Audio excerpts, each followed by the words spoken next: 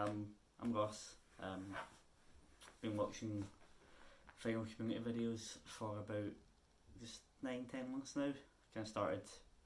I found the Final Community a few weeks after the first lockdown in the UK, so it was kind of end of March, April last year. I've kind of wanted to jump in on making a video, but I've not really known where to start. And I thought the vinyl tag for this year would be a good place to jump in. So without further ado, suppose we'll kick off. So the first one is a discovery you made in 2020. For me, it ended up being my number one album of the year on my album of the year list. It's Spanish Love Songs, Brave Faces Everyone. Absolutely love this record. It's kind of pop punk emo, but a very kind of mature take on it, in my opinion. It kind of goes beyond the typical tropes of what you find in emo and stuff. Don't get me wrong, they're still there, mental health, depression, all that sort of stuff. But talks about sort of like bigger issues, societal issues like police brutality, addiction, poverty, all that sort of stuff. It's just a really solid album. And the vocalist Dylan is an absolute fucking powerhouse of a vocalist. Just great stuff. Really recommend it if you're into that sort of thing. Second is A Quarantine by. Now there's quite a lot of them because I went a wee bit mental buying albums over the course of lockdown. This is one of many.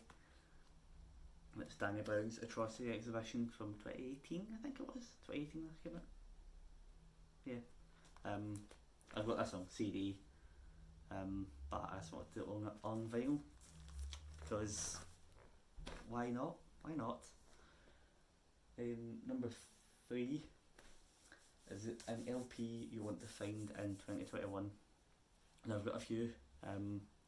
I like to find a couple of Death Grips albums, either Ex-Military or No Love Deep Web, purely because I've at one point in time found them. Usually they're in the US and I didn't have the money to buy it at the time. So when I went on later to check, when I had the money, they sold out and I've since not been able to find them. So if I could get them this year, that would be lovely. Also, a band that I discovered last year as well, Lost Dog Street Band. They had a 2019 album called Weight of the Trigger. I'd love to find that as well. I've actually found that, but I'm again waiting till I have funds to buy it. So hopefully that doesn't sell out, because that seems to be a theme when I want to buy things. Number 4 is a box set. Again, 2020 is for me was kind of the year of the box set. Personally, I ended up buying, what was it, five box sets last year. Not intentionally, just kind of. I had one ordered. I ordered it back in 2018.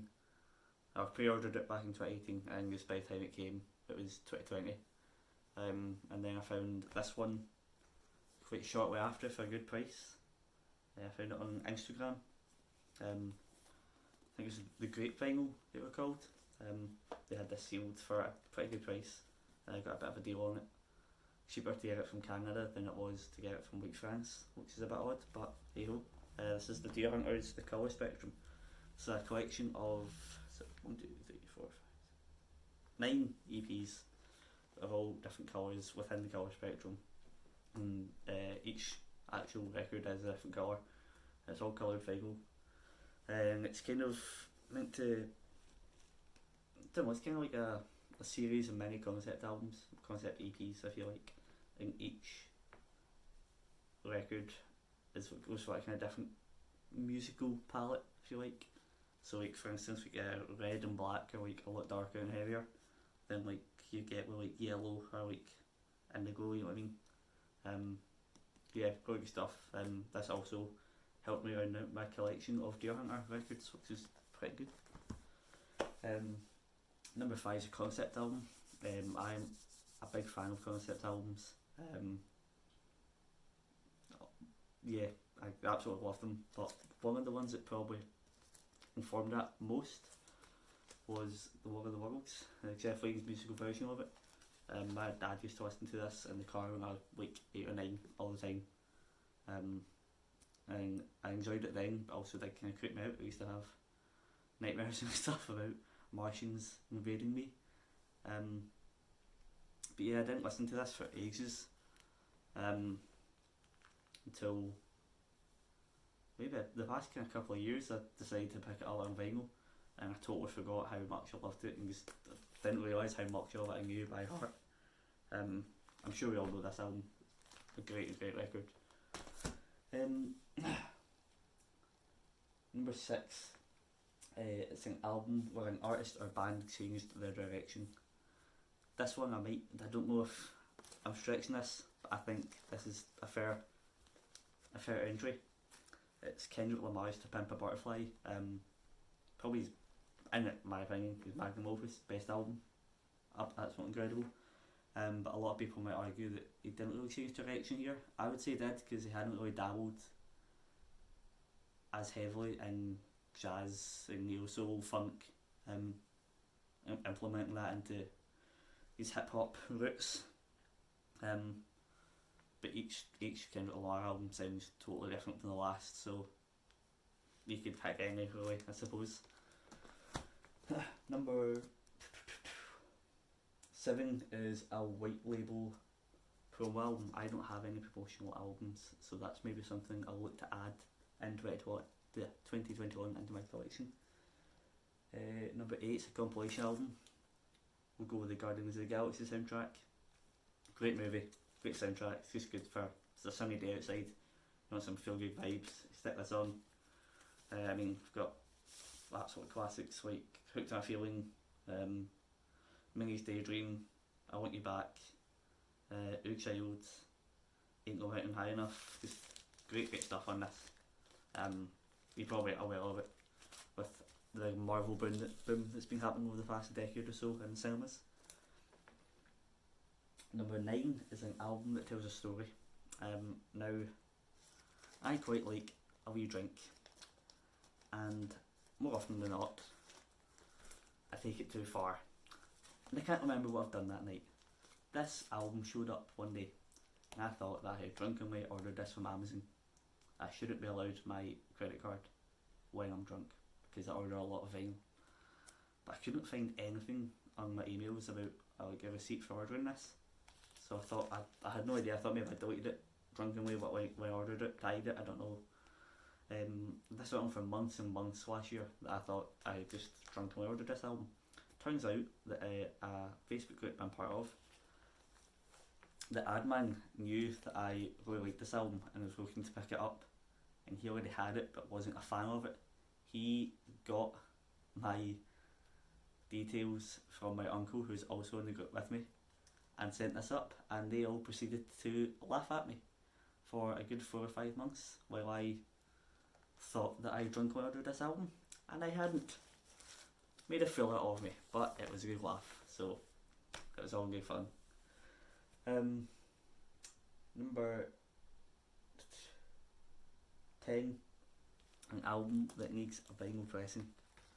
This one does have a vinyl pressing, however it's very hard to get and very expensive. It's the Black Queen's debut album, Fever Daydream it's called. You see that? Typically sells for about £250 or so. I'm not really looking to pay that. I know they're talking about reissuing it. I think it's this January over the 5 years anniversary. So maybe soon I'll get a hold of it. But at the moment I'm still waiting for another pressing of this, because I'm not paying that much for one album. An common and uncommon album. So my common pick, I thought I'd go with one of the best albums from the 80s. It's Tears for Fears, Songs from the Big Chair. We all know this album, we all love it. It's great. If you disagree, fair enough, that's your opinion, but I think you're wrong. But for the uncommon album, I've not really seen anyone talk about this in the vinyl community videos that I've watched, which is a lot now, because we're in second lockdown and almost a year, so you know. But this is Mount Erie's A Crow Looked at Me. It's Phil Everum, I think his second name is, under the moniker Mount Erie. This album is dealing with he lost his wife when she was in her mid to late 30s to cancer, and this album was recorded very, very shortly after that. Even there's sort of timestamps and references to him writing it kind of before she passes away, and him talking about he knows that she'll be going soon. It's mainly just him, guitar, very, very, very minimal percussion, but it is genuinely one of the most depressing albums I have heard. No, it is. This is the most depressing thing in the world, and I love it. Although I can only listen to it every couple of months, you kind of need to reset and give yourself time to build up and not be a whole shell of a man after listening to this. But it is amazing. Number 12, an EP. And picked the Collapse EP by Aphex Twin. Mainly because this is an album that I got into. This is the album that got me into Aphex Twin. I'd known about him for a long, long time. One of my best friends really likes him. Kept recommending me that I listened to him, and I don't know why, because I never got around to it. But I saw this EP was coming out back in 2018 as well, I think. I found it for quite cheap, and I thought I'll pick that up, see how it is.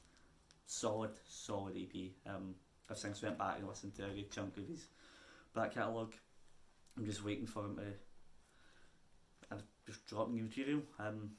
If you don't know who Aphex Twin is, it's a IDM, it's a intelligent dance music artist. I'm not a big fan of that subgenre title, but it's like kind of EDM with more experimentation, odd time signatures, the beats are chopped up in other ways and stuff like that. But again, really good. Number 13, a girl group. I do not have a full girl group in my collection. I've got female pop artists and stuff like that, but I don't have a group. So the thing I like about these vinyl tags is it lets me know what stuff I need to add to my collection. So in 2021 I'll be adding a girl group to my collection. If you've got any suggestions, please let me know. But number 14, an album cover you love. This is Paul Bearer's Heartless. They're a progressive kind of doom metal band. But yeah, I saw this album cover. I can't remember when this album came out now. 2016? Is it a while ago? Is that? I don't know. Just fell in love with it instantly. It's just a really neat looking album cover. You can see there a big kind of mountain, but it's actually kind of looks like a man slumped over, a kind of big, massive statue, kind of god thing. Went listening to the album, loved it. Started collecting vinyl, had to pick it up, so I got a copy of that on CD as well. But yeah, really nice.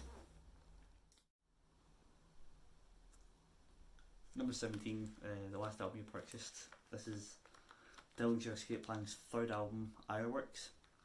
There's a math metal, mathcore, experimental kind of hardcore Eggs of Things band. If you're in that scene at all, you'll very well know who they are. This is the first album I listened to by them. Though admittedly I did get into them quite late in 2015. They would then sadly go on to disband in 2017 after releasing their last album. But I do have massive amounts of respect for them for deciding to stop going with the band, as they felt that they'd used it as a vehicle to kind of find out who they were as people through their lives, and once they'd done that they felt to go on anymore would be disingenuous and would be a kind of cash grab. So it's always better to go out leaving people wanting more than to become a kind of what's the word? To be a kind of laughing stock of yourself that so many big kind of bands in the rock and metal world do fall into that trap, sadly. Number 18, an album they don't get. Now, admittedly, this could be just stretched out to the genre as a whole, but I've recommended this album to a good many friends. None of them have liked it. Admittedly, I didn't like it at first. Sorry. It took me a wee bit to get into, but now I absolutely love this band. Is Sun, Monolith and Dimensions. Sun are a drone metal outfit. If you're not sure what drone metal is, imagine like a drone you start off with when you're playing bagpipes or something. Now put a lot of distortion on that, play it on the guitar, don't use any drums, and do that for 15 to 20 minutes. That's kind of how that. If I was being very, very reductive, that's how I describe Sun. I always kind of did have a hard time explaining what it was that drew me to them so much. So after I did, it clicked with me. But I was talking to a tattoo artist who makes drone extreme metal music and stuff, and he had a great explanation for what is so appealing about this kind of music, and it's taking the music out of music and getting straight to the emotion. And as soon as he said that it clicked. That's what it was that I liked so much about it. And also, they're one of the loudest bands, if not the loudest, in the planet. I've had the luxury to see them twice, both being amazing. Both times I saw them. Even if you listen to any Sun record and you don't like it, I would massively encourage you to go and see them live, because it's just an experience. It's the only way I can describe it. A punk album for number 19. Some more modern punk album. This is a Show Me the Body, the New York hardcore band. Their first album, Body War, fused a lot of elements of hip hop and industrial production. But this album, Dog Whistle, this is a sophomore album. It is a more straightforward punk album, and I've seen a lot of people say that's kind of to its detriment, but it's always nice just to have an album you can just kind of just mosh to. Swing limbs, don't really think too heavily about it, but I really like this album. And last but not least, your favourite 2020 reissue. For me, it would have to be, it's heavy, B-Sides by Gorillaz. I also have this on CD. I don't think it's been pressed to vinyl before, at least not from what I'd seen. But yeah, I'm really glad this is a record store day. Because there was 3 record store days in the UK. Is this the second one in October? Can't remember, but the concept of time that doesn't exist for 2020. I believe this is the second record store day that I picked this up on. It might have been the first actually. Anyway, very, very happy to have this in my collection. This is 6 sides of Gorillaz B-sides from the Demon Days kind of era, remixes. Yeah, just amazing. Some of the bands, maybe not best, but some of the remixes on here of their previous songs are just incredible. I'm usually not a big fan of remixing tracks, but it's done very, very well on here. So that's my 20 albums for the Vinyl Tag 2021. As I said, this is my first video. I'm not too good at staying committed to things in terms of content creation and stuff like that. So I don't know how often I will be on here talking about records and stuff. If you don't want to keep up with me, I've got an Instagram that I've actually managed to stay quite consistent with posting wise. It's @_made_of_wax_. I'll link that in the description as well. If you want to see what I'm listening to, what I'm getting in new. But I'm kind of hoping that I do keep this up. I've really enjoyed the vinyl community videos that I've watched for the past almost a year. So yeah, hopefully this is me kind of enjoying it, if you like.